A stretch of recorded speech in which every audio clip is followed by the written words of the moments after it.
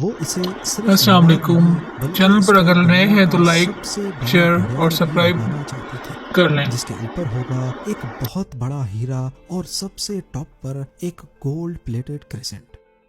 ان demands کو پورا کرنے کے لیے انجینئرز کو ٹاور کی فاؤنڈیشن پر دوبارہ نظر دوڑانی پڑی۔ نتیجہ یہ نکلا کہ اوپر کے 150 میٹر کے حصے کا وزن 36,000 ٹن سے زیادہ نہیں ہونا چاہیے۔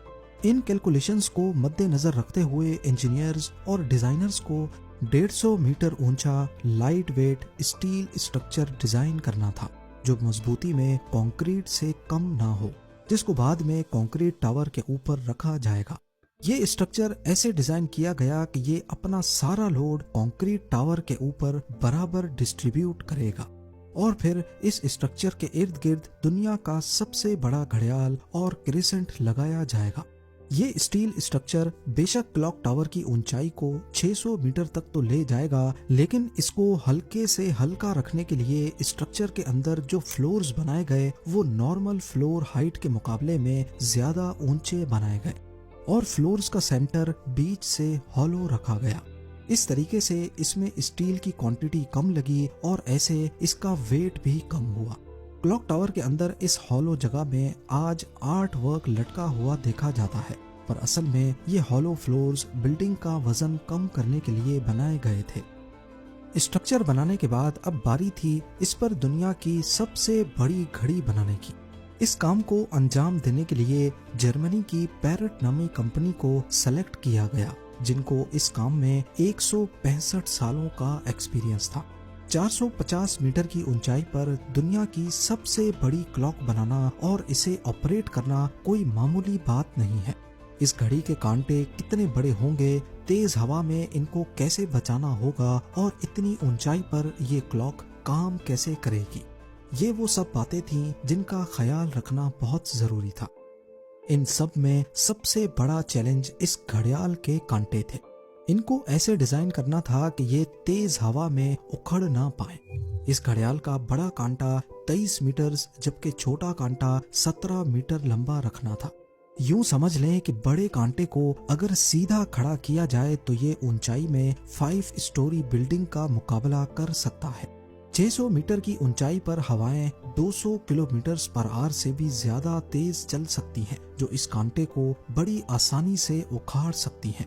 اور اوپر سے ٹاور کی چاروں سائڈز پہ الگ الگ گھڑیال ہوں گے جو اس خطرے کو اور بھی زیادہ بڑھا سکتے ہیں۔ پہلے تو یہ سوچا گیا کہ ان جائنٹ کانٹوں کی ٹپ کو ایک پٹری نما رنگ سے کنیکٹ کیا جائے گا، لیکن کیونکہ اس ریلنگ میں موونگ پارٹس بہت زیادہ ہوں گے تو یہ خطرہ بھی ظاہر کیا گیا کہ یہ کلاک کی مینٹیننس کو بڑھا دیں گے۔ آخرکار گھڑیال کے کانٹوں کو اسپیشل کاربن فائبر مٹیریل سے بنانے کا فیصلہ کیا گیا، کیونکہ کاربن فائبر ایک لائٹ ویٹ مٹیریل ہے لیکن یہ اسٹیل سے بھی زیادہ مضبوط ہوتا ہے۔ اسٹیل کی کمپریشن اسٹرینتھ یعنی دباؤ برداشت کرنے کی صلاحیت زیادہ ہوتی ہے اور وہ پریشر پڑنے پر مڑ سکتا ہے، لیکن کاربن فائبر پریشر پڑنے پر مڑتا نہیں ہے۔ اس کے علاوہ اسٹیل میں زنگ لگنے کا خطرہ بھی ہوتا ہے، جبکہ کاربن فائبر پوری طرح سے رسٹ پروف رہتا ہے۔ مکہ کلاک ٹاور کے لیے 4 نہیں بلکہ 5 کانٹوں کے سیٹ بنوائے گئے، ایک اسپیئر میں بھی بنوا کر رکھا گیا۔ ایک ٹریلر میں صرف ایک کانٹا لاد کر اسے مکہ کلاک ٹاور تک پہنچایا گیا۔ یہ کانٹے اتنے بڑے ہیں کہ اس کے اندر آسانی سے چلا بھی جا سکتا ہے۔ کلاک ٹاور کے چاروں گھڑیال کو چلانے کے لیے الگ الگ موٹر ہے جسے کلاک ڈرائیو کہا جاتا ہے، لیکن یہاں پر بھی ایک ایکسٹرا کلاک ڈرائیو پہلے سے کلاک ٹاور میں انسٹال کی گئی ہے تاکہ کبھی خرابی کی صورت میں فوراً ریپلیس کیا جا سکے۔ اس گھڑیال میں ایک مینٹیننس سوئچ بھی لگایا گیا ہے جسے دباتے ہی کانٹے بالکل سیدھے ہو جاتے ہیں اور مینٹیننس ورکرز اس کے اندر جا سکتے ہیں۔